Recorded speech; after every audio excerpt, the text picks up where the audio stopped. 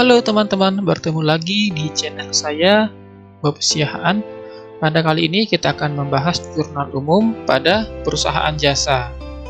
Nah, topik bahasan kita pada kali ini ada 3, yaitu 2 pendekatan metode dalam pencatatan transaksi, format jurnal umum, dan praktek jurnal umum. Namun disarankan kepada teman-teman sebelum melanjutkan video ini agar terlebih dahulu melihat video saya dengan judul akun dan klasifikasinya, termasuk saldo normal dan analisis transaksi, sehingga nanti pada saat kita masuk ke praktik jurnal umum sudah lebih mudah karena sudah paham termasuk saldo normalnya.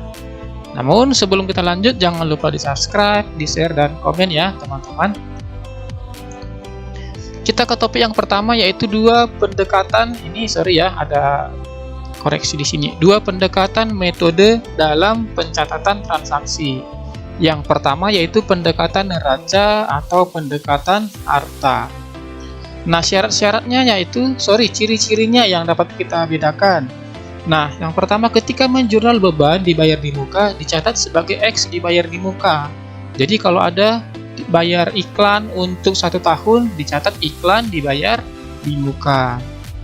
Yang kedua, ketika menjurnal pendapatan diterima di muka, dicatat sebagai pendapatan X diterima di muka. Misalnya, ada pengerjaan bengkel, sudah diterima uangnya, namun pengerjaannya belum dilakukan, maka dibuat pendapatan jasa diterima di muka. Nah, ciri yang ketiga, pada neraca saldo perusahaan terdapat akun X dibayar di muka atau beban dibayar di muka. Nah, kenapa bisa? Karena kan nomor 1 tadi ketika ada bayar iklan, dibukukan sebagai iklan dibayar di muka, otomatis kan akun tersebut akan masuk di dalam neraca saldo.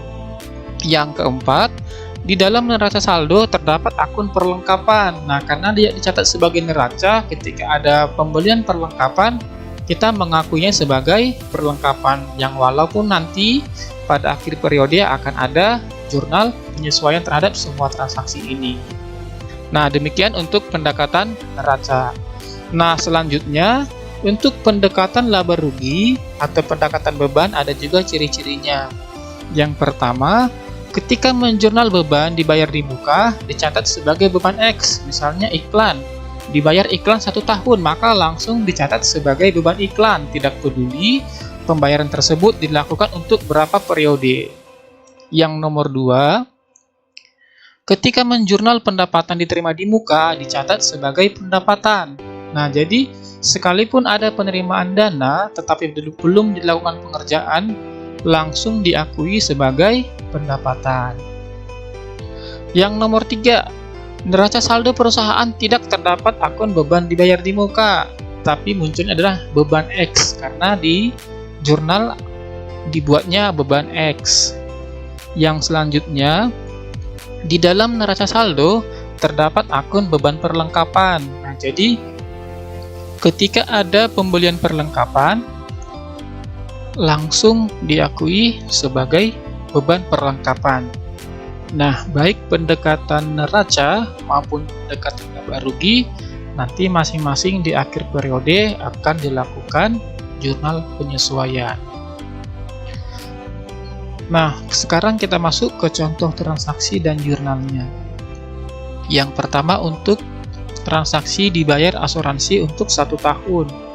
Nah, jika menggunakan metode neraca, maka dicatat sebagai asuransi dibayar di muka dan kas. Sedangkan menggunakan metode laba rugi, beban asuransi dan kas. Perbedaannya di mana? Nah, jika menggunakan metode neraca, maka dibukukan asuransi dibayar di muka. Asuransi dibayar di muka ini nanti masuk di dalam laporan neraca, sehingga disebut dengan metode neraca. Sama halnya dengan beban asuransi, nanti masuk di dalam laporan laba rugi, sehingga disebut dengan metode laba rugi. Itu pengertian sederhananya ya teman. Selanjutnya, diterima pendapatan namun belum dilakukan pengerjaan jasa. Nah, jika menggunakan metode neraca, kita bukukan sebagai kas debit pendapatan diterima di muka atau hutang di sini ya, kredit. Sedangkan jika menggunakan metode laba rugi, kita membukukannya kas debit dan pendapatan kredit. Ini hanya 2 contoh ya teman-teman, silahkan baca di buku, modul, dan di internet supaya pemahamannya lebih komplit lagi. Nah, sekarang kita langsung masuk ke format jurnal umum secara standar. Nah, yang pertama, tuliskan nama perusahaan, jenis jurnal, dan periode. PO Box Jurnal Umum Januari 2021. Nah, tanggal dimulai dari tahun, bulan, tanggal transaksi, kolom keterangan. Nah, untuk referensi nanti diisi pada saat posting buku besar. Artinya, pada saat jurnal umum, nomor referensi masih dikosongkan. Selanjutnya, debit kredit ini pasti kolomnya. Kemudian halamannya, halaman 1 nanti kalau misalkan ada halaman 2, halaman 2. Ini akan membantu pada saat posting buku besar. Nah, untuk cara pencatatannya ini kas, modal, contohnya ya. Ini yang debit, yang kredit ini menjorok ke dalam ya. Jadi standar seperti ini sih. Sedangkan untuk keterangannya dibuat, ini akan membantu kita pada saat posting buku besar. Selanjutnya, setelah semua transaksi dilakukan selama 1 periode, maka kita total, hasilnya harus sama. Jika tidak sama, kemungkinan ada posisi yang salah di dalam pengisian debit kredit, termasuk di dalam pencatatannya. Oke, kali ini kita akan langsung praktek jurnal umum. Di sini saya akan menyediakan 17 transaksi, di mana nanti langsung kita masukkan ke dalam kolom jurnal umum per transaksi per tanggal. Yang pertama adalah Bob memberikan uang kas sebesar 45 juta sebagai modal perusahaan. Analisisnya yaitu kasnya bertambah, maka kas yang adalah harta bertambah di sebelah debit, kas debit. Sedangkan modalnya bertambah kredit, kita tulis modal kredit 45 juta, tanggal 1, keterangannya penyetoran modal awal. Tanggal 2 membayar sewa gedung untuk 3 bulan ke depan sebesar 6 juta. Nah, di sini tadi yang kita maksudkan ya, metodenya. Di sini saya akan menggunakan metode neraca dan konsisten untuk setiap transaksi. Nah, kita tulis tanggal 2. Membayar sewa gedung 3 bulan ke depan, berarti sewa dibayar di muka yang adalah harta, bertambah debit, kita tulis sewa dibayar di muka debit 6 juta. Sedangkan jika dikatakan membayar, maka kasnya berkurang. Kas yang adalah harta berkurang di sebelah kredit. Kita tulis kas kredit 6 juta, keterangan pembayaran sewa 3 bulan. Tanggal 3, membeli perlengkapan bengkel seharga 500.000 dan peralatan bengkel sebesar 4.500.000 secara kredit. Nah, kalau dikatakan kredit berarti tidak ada transaksi dengan kas. Selanjutnya ini yang sering orang lupa, apa sih perbedaan perlengkapan dengan peralatan. Nah, jadi kalau perlengkapan adalah barang-barang yang habis di 1 periode, sedangkan kalau peralatan tidak habis di dalam 1 periode. Nah, kalau perlengkapan ini juga termasuk di dalam kategori harta lancar, sedangkan peralatan termasuk di dalam kategori harta tetap. Kita kembali ke soal. Membeli perlengkapan berarti perlengkapannya bertambah. Perlengkapan yang adalah harta bertambah debit, kita catat perlengkapan debit 500.000. Membeli peralatan juga bertambah. Peralatan bertambah, peralatan yang adalah peralatan yang adalah harta bertambah di sebelah debit, kita catat juga peralatan debit 4.500.000. Karena pembelian dilakukan secara kredit, maka utangnya bertambah.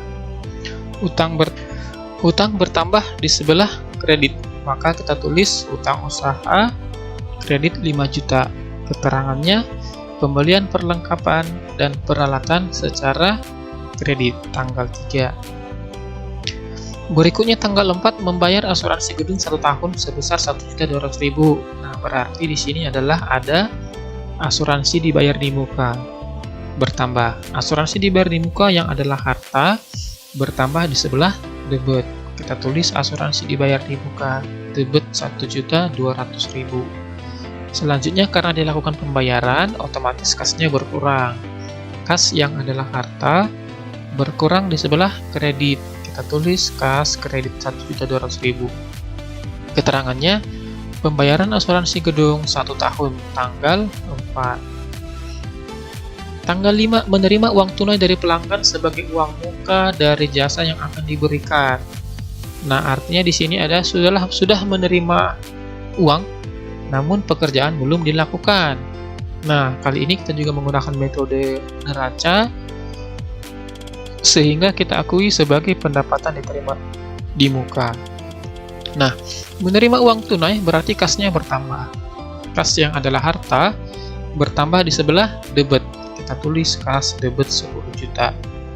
Nah, tadi pendapatan diterima di muka karena masuk dalam kategori hutang, hutang bertambah di sebelah kredit. Kita tulis pendapatan diterima di muka kredit 10 juta. Keterangan penerimaan uang muka pendapatan jasa, tanggalnya tanggal 5. Tanggal 6 melakukan peminjaman dana dari Bank Mandiri. Nah, berarti ada uang masuk. Uang masuk yang adalah harta, kas adalah harta, bertambah debit, kita tulis kas debit 10 juta. Selanjutnya meminjam, berarti utangnya bertambah. Utang bertambah kredit, kita tulis utang bank, kredit 10 juta. Keterangan pinjaman dari Bank Mandiri, tanggal 6. Tanggal selanjutnya melakukan perbaikan kendaraan dan menerima jasa sebesar 4 juta. Nah, karena ada menerima di sini, kasnya bertambah, kas yang adalah harta bertambah di sebelah debit. Kita tulis kas debit 4 juta. Selanjutnya ada jasa, ada penerimaan di sini, pendapatan. Pendapatan bertambah, kredit, kita tulis pendapatan kredit 4 juta. Keterangan penerimaan pendapatan jasa, tanggalnya jangan lupa tanggal 7. Tanggal 8 melakukan perbaikan kendaraan dengan total jasa 5 juta, namun atas jasa tersebut belum dibayarkan oleh pelanggan. Jadi artinya ada uang yang seharusnya sudah dibayarkan ke kita tetapi masih belum dilakukan. Nah, di dalam akuntansi disebutnya dengan piutang usaha. Piutang usaha yang adalah harta bertambah di sebelah debit, maka kita tulis piutang usaha debit 5 juta. Selanjutnya melakukan perbaikan kendaraan, ada pendapatan di sini, pendapatan jasa. Pendapatan bertambah kredit, kita tulis pendapatan kredit 5 juta. Keterangan piutang pendapatan jasa, tanggal 8. Tanggal 9 membeli motor untuk keperluan operasional dengan nilai 13 juta secara kredit dan sudah memberikan angsuran pertama sebesar 850.000. Nah, membeli motor berarti kendaraannya bertambah. Kendaraan yang adalah harta bertambah di sebelah debit. Kita tulis kendaraan debit 13 juta. Nah, ada pembayaran angsuran 850.000. Berarti kasnya berkurang 850.000. Sehingga kita tulis kas kredit 850.000. Nah, karena pembelian secara kredit, maka ada utang bertambah. Utang bertambah kredit sebesar selisih antara harga motor dengan angsuran. Keterangan pembelian kendaraan secara kredit dan angsuran, tanggal 9. 10 melakukan perbaikan kendaraan dengan jasa 10 juta. Namun atas jasa tersebut belum dilakukan pembayaran. Sama seperti transaksi sebelumnya, kita mengakuinya sebagai piutang usaha. Piutang usaha yang adalah harta bertambah di sebelah debit, sehingga kita tulis piutang usaha debit 10 juta. Selanjutnya di sini ada jasa. Nah, ada pendapatan. Pendapatan jasa bertambah kredit, kita tulis pendapatan jasa kredit 10 juta. Keterangan diterima pendapatan jasa secara kredit tanggal 10. Tanggal 11 membeli barang-barang ATK untuk keperluan pencatatan administrasi usaha senilai 200.000. Nah, membeli barang-barang ATK berarti beban ATK-nya bertambah. Debit, kita tulis beban ATK debit 200.000. Membeli barang berarti kasnya berkurang. Kas yang adalah harta berkurang di sebelah kredit. kita tulis kas kredit 200.000, keterangan pembelian ATK tanggal 11. Membeli sebidang tanah senilai 10 juta di mana nantinya lokasi perusahaan akan berpindah ke tempat tersebut. Nah, tanahnya bertambah. Tanah yang adalah harta bertambah di sebelah debit, kita tulis tanah debit 10 juta. Sedangkan ketika dilakukan pembelian, maka kasnya berkurang. Kas yang adalah harta berkurang di sebelah kredit. Maka kas kredit 10 juta. Keterangan pembelian sebidang tanah tanggal 12. Tanggal 13 dibayar biaya pemasangan iklan sebesar 1 juta untuk 4 bulan. Nah, di sini juga terkait dengan metode pencatatan yang tadi. Nah, karena kita menggunakan metode neraca, kita catat sebagai iklan dibayar di muka. Iklan dibayar di muka yang adalah harta bertambah di sebelah debit. Maka kita tulis iklan dibayar di muka, debit 1 juta. Nah, ketika dilakukan pembayaran, otomatis kasnya berkurang. Kas yang adalah harta berkurang di sebelah kredit, kita tulis kas kredit 1 juta. Keterangan pembayaran beban iklan untuk 4 bulan tanggal 13. Membayar gaji karyawan sebesar 2 juta. Nah, berarti ada beban gaji bertambah debit, kita tulis beban gaji debit 2 juta. Sedangkan untuk lawan transaksinya ketika dilakukan pembayaran, maka kasnya berkurang. Kas yang adalah harta berkurang di sebelah kredit. Kita tulis kas kredit 2 juta. Keterangan pembayaran gaji karyawan tanggal 14. Menerima tagihan atas transaksi tanggal 10. Nah, tanggal 10 ternyata transaksinya adalah melakukan perbaikan kendaraan dengan jasa 10 juta, namun atas jasa tersebut belum dilakukan pembayaran. Nah, pada tanggal 10 berarti dicatatnya sebagai piutang usaha. Nah, ternyata tanggal 15 piutang usaha tersebut dilunasi sepenuhnya. Artinya ada penerimaan kas. Kas bertambah. Kas yang adalah harta bertambah debit. Kita tulis kas debit 10 juta. Nah, di tanggal 10 ada piutang dan tanggal 15 dilunasi, berarti piutangnya berkurang. Piutang yang adalah harta berkurang kredit, kita tulis piutang usaha kredit 10 juta. Keterangan pelunasan piutang tanggal 15. Nah, tanggal 16 melakukan penarikan dana untuk keperluan pribadi 500.000. Nah, jadi ini adalah nama akunnya private atau drawing. Jadi teman-teman nanti kalau udah menemui seperti di soal, udah mengerti maksudnya. Nah, melakukan penarikan dana untuk keperluan pribadi berarti private-nya bertambah. Private-nya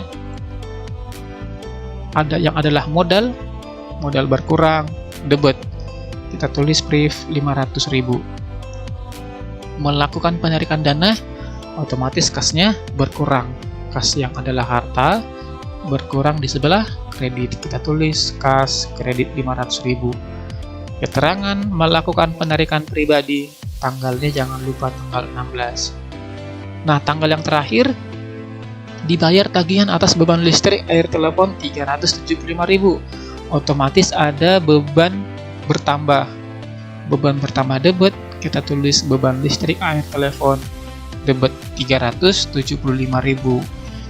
Nah, dibayar berarti kasnya berkurang.